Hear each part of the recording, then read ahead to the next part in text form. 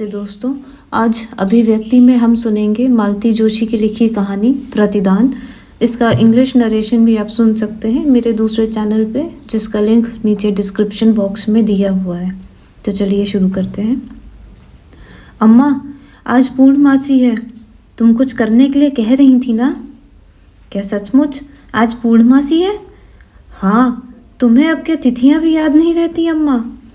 नहीं रे, सोच रही हूँ कि 1 महीना हो गया और उस दिन सोच रही थी कि उसके बिना एक दिन भी नहीं जी सकूंगी। अम्मा, इसके बाद कान तो कुछ नहीं सुन सके, पर मेरी कल्पना की आंखों ने देख लिया कि माँ का सिर बेटे के कंधे पर टिका है और दोनों निशब्द रुदन में डूब गए। मन कैसा कैसा हो आया। मैं भारी कदमों से रसोई की ओर मुड़ गई। दरअसल मैं इनसे एक बहुत ही ज़रूरी बात कहने गई थी। आज सुबह नहाते समय एक दर्द की लहर शरीर में दौड़ गई थी। वही चिर प्रतीक्षित आशंकित लहर। मैंने सोचा था इनके दफ्तर जाने से पहले नर्सिंग होम चलकर चेक करा लेते तो ठीक था, पर ठीक इसी समय उद्धव का प्रसंग छिड़ जाना मुझे बड़ा अशुभ सा लगा। एक खीज सी हुई मन में। क्या मरने के बाद भी उसका साया हमारी गृहस्थी के ऊपर मंडराता रहेगा? मेरे इस घर में आने से पहले ही उद्धव मेरे जीवन में आ गया था। अपनी सबसे प्यारी साड़ी पहनकर मैं इनके साथ घूमने गई थी नंदनवन। वहाँ की हरी भरी धूप पर बैठते ही इन्होंने बिना किसी भूमिका के कहना प्रारंभ कर दिया था। संख्या, शादी से पहले मैं अपने घर का चित्र तुम्हारे सामने रखना चाहता हूँ। मेरा बहुत छोटा सा परिवार है। माँ है, जिन्होंने लाख मुसीबतें झेलकर मुझे इस काबिल बनाया है। दूसरा है उद्धव, मेरा छोटा भाई। 15 वर्ष की कच्ची उम्र में ही बस दुर्घटना में उसके दोनों पैर बेकार हो गए। 5 वर्षों से वह बिस्तर पर है। यहाँ इनकी आंखें भर आईं। मेरे और अम्मा के प्राण उसी में बसे हैं। मुझे ऐसी पत्नी चाहिए जो मेरी इन जिम्मेदारियों को खुशी खुशी बांट सके। तुमसे हो सकेगा ये सब? इन्होंने प्रश्न भरी आंखों से मुझे देखा। इनके करुण सम्मोहन ने मुझे बांध लिया और उस अनजान अपंग युवक के प्रति मन ममता से भर उठा। यह तो मैं जान गई कि इनके अंदर का पुत्र और भाई इन पर सदा हावी रहेगा। तब तो इसी बात पर मुग्ध होकर अंतर मन से इन्हें वर लिया था और अपने मानस में राम और लक्ष्मण के साथ नित्य नए विनोद की कल्पना में विवाह की तिथि को जोड़ती रही। शादी इनके ताऊजी के यहाँ हुई। इस खुशी के मौके पर भी माँ जी ने अपने बीमार बेटे का साथ नहीं छोड़ा और मेरे मन में उनका आसन और ऊंचा उठ गया। लोकाचार जैसे तैसे निपटाकर हम लोग पहली बार आए थे। वह दिन आज भी भूलता नहीं। पड़ोसी गिरजा बाबू स्टेशन पर हमें लेने आए थे। उन्होंने बताया कि नई भाभी को लेकर उद्धव के आनंद और उत्कंठा की सीमा नहीं है। माँ जी के पीछे पड़कर उसने पूरे मकान की सफेदी करवाई है। शादी की रात मोहल्ले की औरतों को बुलाकर रत जगह भी करवाया है। बंधनवार उसने अपने हाथों से बनाए हैं। तांगा रुकते ही मैंने देखा बंधनवारों से सजा लिपा पुता घर अपनी समस्त दीनहीनता लिए सामने खड़ा था। भाग्य के थपेड़ों के बीच 2 अनाथ बालकों के साथ जिंदगी की राह पर चलने वाली माँ जी का प्रतीक सा ही लग रहा था वह मुझे। दरवाजे पर संभवतः पड़ोस की किसी सुहागिन ने हम लोगों की आरती उतारी। वही मुझे भीतर ले गई। घर में घुसते ही यह कोने में लगे पलंग की ओर लपके और भैया की पुकार के साथ दोनों एक दूसरे से लिपट गए। किसी रामलीला में देखे भरत मिलाप का दृश्य मेरी आंखों के सामने सजीव हो उठा। फिर उन्होंने मुझे खींचकर उसके सामने खड़ा कर दिया और कहा, देख, अपनी भाभी को तो देख। बोल, पसंद आई कि नहीं आई? भाभी कहते हुए उसने मेरे दोनों हाथ पकड़ लिए। उस स्पर्श से सिहर कर मैंने लज्जानत आंखें उठाकर ऊपर देखा। मेरी कल्पना का उद्धव यह नहीं था। मेरी कल्पना का उद्धव सिनेमा और उपन्यासों का मरीज था। लाख कष्टों के बावजूद जिसके चेहरे की कांति अक्षय रहती है, वेदना और यंत्रणा जिसे और आकर्षक बना देती हैं। मेरे सामने जो उद्धव था वह यथार्थ का उद्धव था। किशोरावस्था में ही अपंग हो जाने के कारण वह बुझ सा गया था। अपनी विवशता की पीड़ा और कर्मण्यता का एहसास अभावों में पले उसके कंकाल प्राय चेहरे को और भी कठोर बना गया था। हृदय से ना सही, पर उसे अपनी समस्त आंतरिकता के साथ मैं ग्रहण न कर सकी। अपनी कल्पना का ये विद्रूप मुझसे सहा नहीं गया। एक वत्सल सीता, एक फ्लोरेंस नाइटिंगेल आविर्भाव से पूर्व ही विलीन हो गई। पता नहीं किस संवेदन शक्ति से उसने मेरे मन को पढ़ लिया और मेरे हाथों को थामने वाले उसके हाथ की गर्मी धीरे धीरे लुप्त हो गई। उसने मेरे हाथ छोड़ दिए। मुझे लिटा दो अम्मा, मैं बहुत थक गया हूँ, कहकर उसने आंखें मूंद ली। उसकी इस आवाज़ पर पता नहीं कहाँ से माँ जी निकल आई और उन्होंने उसे लिटा दिया। इनका इशारा पाकर मैंने उनके पाँव छुए, पर सिर पर जरा सा हाथ रख देने के अतिरिक्त उनके मुंह से आशीर्वाद के 2 शब्द भी ना निकले। एक जबरदस्त अपेक्षा भंग का वातावरण घर में छा गया था। हम सबके सपने कपूर की भांति उड़ रहे थे। मुझसे इस बारे में कभी भी किसी ने कुछ नहीं कहा। मैं हमेशा सफाई देने के लिए छटपटाती रही, पर बिना अभियोग के सफाई कैसी? पम्मी के जन्म के बाद बस इन्होंने इतना कहा था, एक बार इसे अम्मा को दिखा लाते। इस बार घर जाने पर मैंने अपने मधुर व्यवहार से माँ जी के मन को मोह लिया। पम्मी तो जैसे उनके गले का हार बन गई थी। अपनी पिछली भूलों को प्रायश्चित करने के लिए कृत संकल्प मैं माँ जी को साथ ले चलने के उपाय कर रही थी। मुझे मालूम था कि इनके मन में हमेशा यह इच्छा रही है। बंगले के उस सुनिश्चित कोने की तरह इनके मन का कोना भी खाली खाली रहता था, यह भी मैं जानती थी। इसलिए उद्धव को भी इस बार मैंने शिकायत का कोई मौका नहीं दिया। उसने भी कोई उत्सुकता नहीं दिखाई। बीमार व्यक्तियों का अहम वैसे भी भारी होता है, पर मैंने अपने कर्तव्य बोध से सब कुछ कर रही थी। मुझे खुशी थी कि इस बार दिन खैरियत से गुजर रहे थे। शायद 4थे या 5वें दिन की बात है। मैं नहा रही थी। 2 कमरों का छोटा सा घर था। रसोई बंद करके नहाना पड़ता था। तभी मैंने सुना उद्धव कह रहा था, अम्मा, भाभी कहाँ हैं? नहा रही हैं? क्यों रे? माँ जी ने पूछा। मुझे भी आश्चर्य हुआ कि आज मेरी क्या ज़रूरत पड़ गई।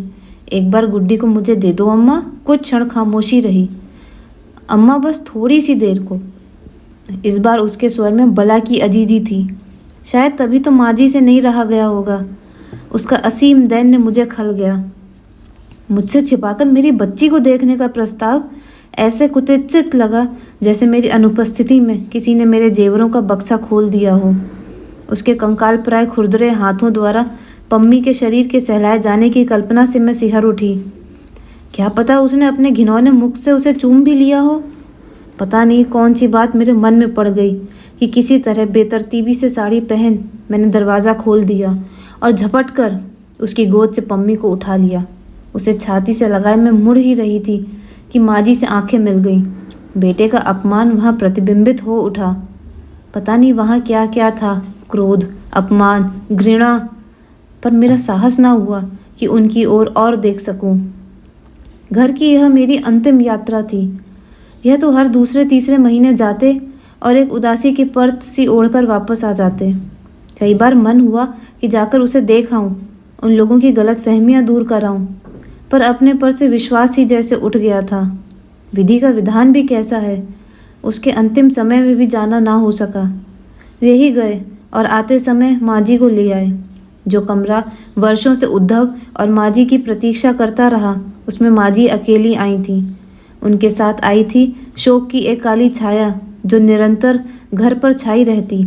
उनके आते ही घर एकदम छोटा हो गया था और परछन रूप से 2 दलों में बट गया था। मैं कितनी अकेली पड़ गई थी। संध्या, तुम्हारा जी कैसा है? मैंने चौंक कर देखा। कुर्सी की पीठ पर हाथ रखे या खड़े थे।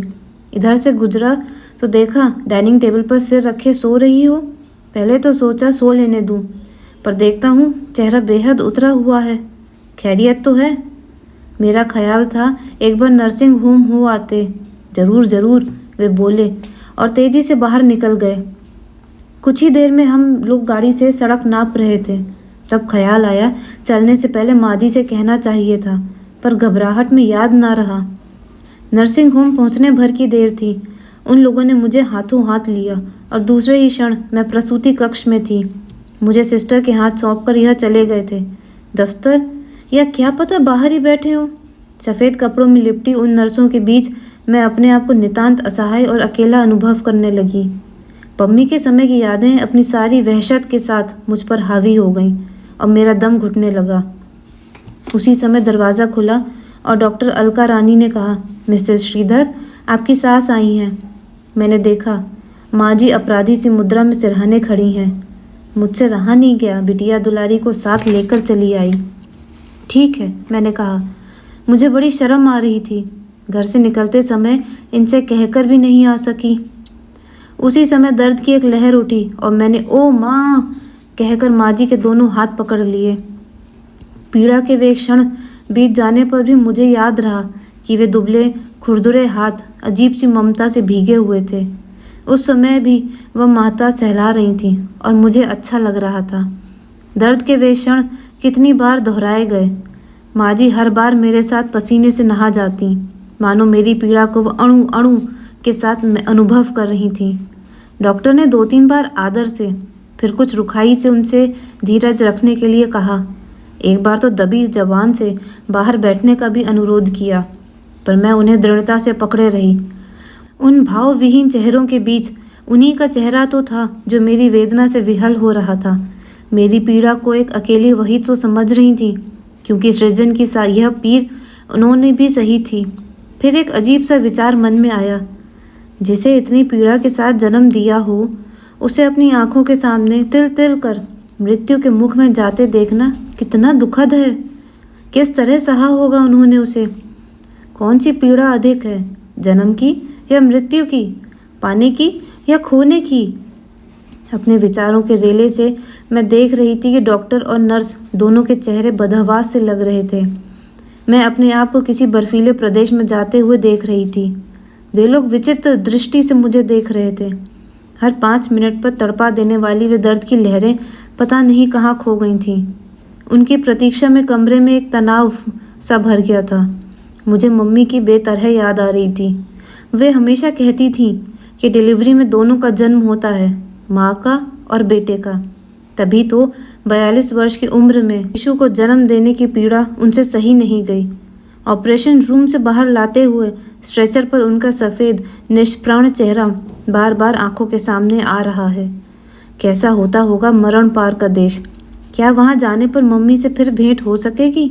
और उद्धव, क्या वह भी वहाँ मिलेगा? उसकी करुण असहाय आंखों का अभियोग कि अब भी उतना ही ताज़ा होगा? इस सफाई में मुझे क्या कहना होगा? इंजेक्शन की जैसे कई एक सुइयां चुभो दी गई हों, पर मेरी चेतना लौट आई और कमबख्त वही दर्द फिर उभर आया। सफ़ेद कमरा, सफ़ेद चमकीले बल्ब, सफ़ेद वस्त्रों में लिपटी नर्सें सब जैसे घूम गए। केवल 2 दुबले खुरदुरे हाथ स्थिर थे जो मेरे माथे पर थे। शिशु के कर्कश रुदन से कमरा भर उठा। तनाव टूटने लगा था और हर चीज़ जैसे फिर अपनी जगह पर लौट आई थी। डॉक्टर अलका कह रही थी, माँ जी मुबारक हो, पोता हुआ है। माँ जी ने हाथ जोड़कर कहा, वह तो जो भी है भगवान की देन है, पर आपने मेरी बेटी को बचा लिया। इससे आगे वह कुछ न कह सकी। उनका गला रूंध गया। सिस्टर ने उन्हें सहारा देकर बिठा दिया। थकान से बोझिल पलकें उठाकर मैंने देखा, उनका चेहरा भी बेहद थका हुआ लग रहा था, जैसे पीड़ा का हर क्षण उन्होंने मेरे साथ जिया है। इसके अतिरिक्त मेरी संभावित मृत्यु की आशंका भी उन्हें पस्त कर गई थी। मैंने एक बेटे के जन्म की पीड़ा को सहा है, उन्होंने एक बेटे की मृत्यु को सहा है। पीड़ा की ये अनुभूति हमें एक साथ बांध गई थी। मैंने उनका हाथ अपने हाथ में लेकर क्षीण स्वर में कहा, माँ जी इधर देखिए ना, उद्धव हमारे बीच फिर लौट आए हैं। उन्होंने डबडबाई आंखों से मेरी ओर देखा, फिर उनके चेहरे पर एक मुस्कुराहट फैल गई। मुझे ऐसा लगा जैसे ओस भीगी सुबह में सूरज की किरणें नहा गई हों। दोस्तों, ये अंत था इस कहानी का। साथ जुड़े रहिए एक और नई कहानी के लिए।